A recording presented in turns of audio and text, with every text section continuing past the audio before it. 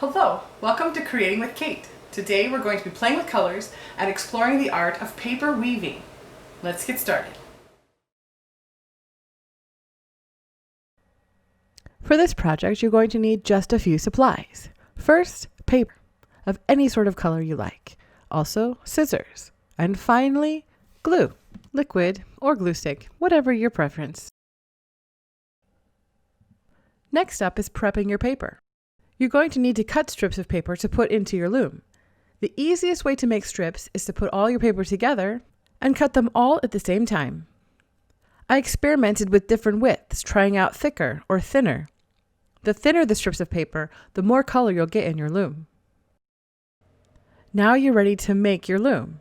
For the looms, you have a couple different options, but they all start out the same. First step, choose whatever color you want for your base, and then fold your paper in half vertically. Keeping the paper doubled up, you're going to want to cut along the fold. So grab your scissors and starting about a 1/2 inch to 1 inch from the bottom of the paper, make a straight cut most of the way through, but be sure to leave a border of about 1 inch along the non-folded side. Continue making cuts up the sheet of paper, spaced out about a 1/2 inch or 1 inch apart. This will create your loom. Once you're finished cutting, unfold it and open it up and see what you've made. And then it's time to add some color. Of course, in making your loom, you don't have to just stick with straight lines as you're making your cuts. You could experiment with all sorts of different types of lines. Curvy lines, wavy lines, jaggedy lines. Get creative.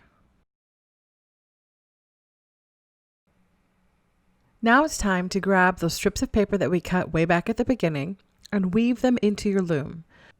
You can slide the colorful piece of paper along the strips you've cut, weaving it in and out along every other one.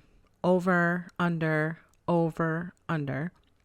When you get it all the way across and you reach the end of the paper, you can press the colorful strip of paper down to the bottom border of your loom and then grab your next piece. For this second row, you're going to want to do the opposite action. So if it's over, under for the first row, you're going to want to go under, over for the second row. Working your way across the loom, making sure that you don't skip any of the strips of paper. This creates a nice checkerboard pattern as your colors alternate across your loom. Once you've worked your colorful strip all the way across, make sure you press it down and then continue with this pattern, alternating every other line. Over, under, or under, over. Be sure to press each strip down to meet the one below so there aren't any gaps between your colors. Continue working up your loom until there's no more space.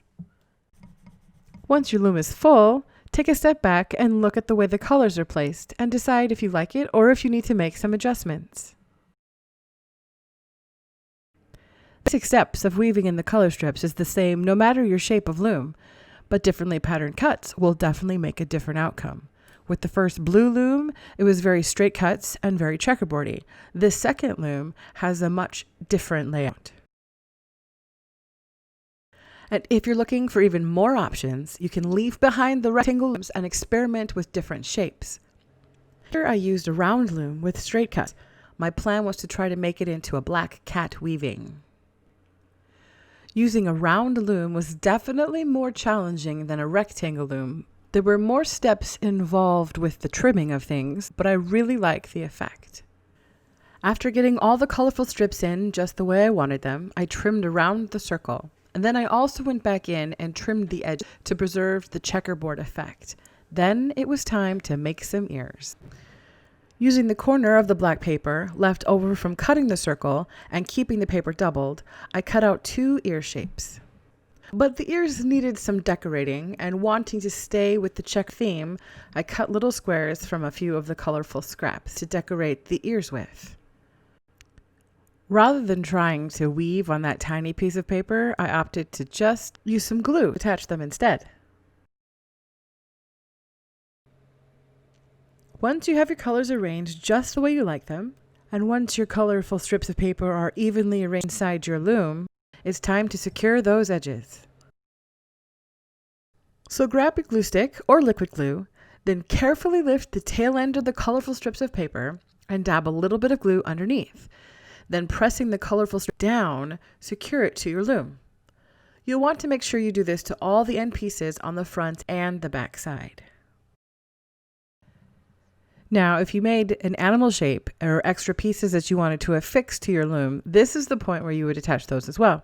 Using a little bit of glue, put those ears wherever you want them to be. Or maybe it's a fish and a fishtail, or any sort of thing that you might come up with.